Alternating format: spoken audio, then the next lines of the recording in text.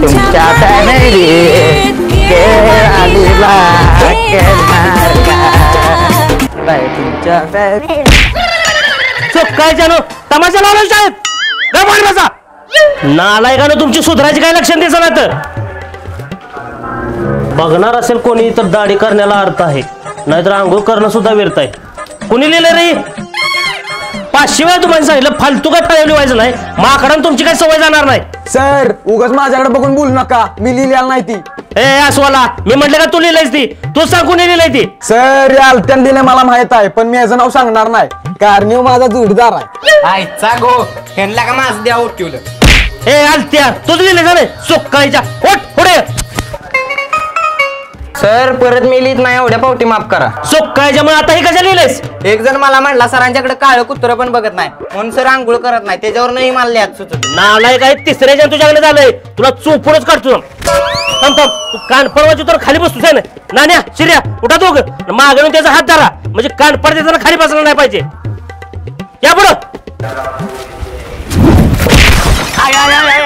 खूप मोठला टुकण्यातला बॉल सांटला सोक्काळीच्या नाही त्याला धरा म्हटलं तिथे बसता बस काय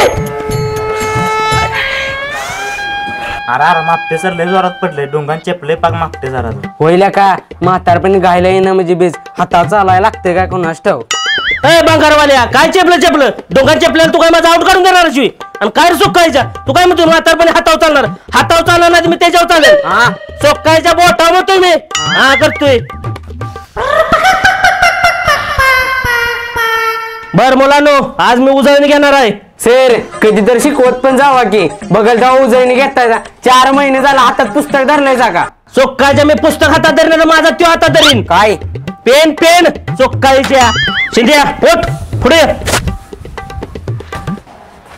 मी तुला 2 वाक्य सांगतो त्या वाक्याचं आपल्या जीवनात घडलेलं एखादं उदाहरण दे विचारा एकदम भारी उदाहरण सांगतो मी बर मला सांग लोकांना कापतं हिऱ्याला हिरा कापतो त्याचं उदाहरण सांग सोप्पा आहे सर काल तुम्हाला कुत्रं चावलं म्हणजे मला काय कळलं नाही सर मी सांगतो त्याला काय म्हणायचं आहे ती लोकांना कापतं तसं तुम्हाला काल कुत्रं चावलं म्हणजे कुत्र्याला कुत्रं चावतं असं म्हणायचं आहे त्याला काय सर थोडक्यात सांगायचं म्हणजे शिर्या तुम्हाला कुत्रा म्हणला काय म्हणजे मी कुत्रा आहे कायच्या फालतुगिरी करतो बस खाली सर तुम्ही त्या इंग्रजीचे प्रश्न विचारणार होता विचारा की ए पोरे लय उशीर झाले शिकप की जरा ए खोत उठ पुढे ये. मी इंग्रजीचा 3 शब्द फळवले होतो त्याचा मराठीचा अर्थ सांग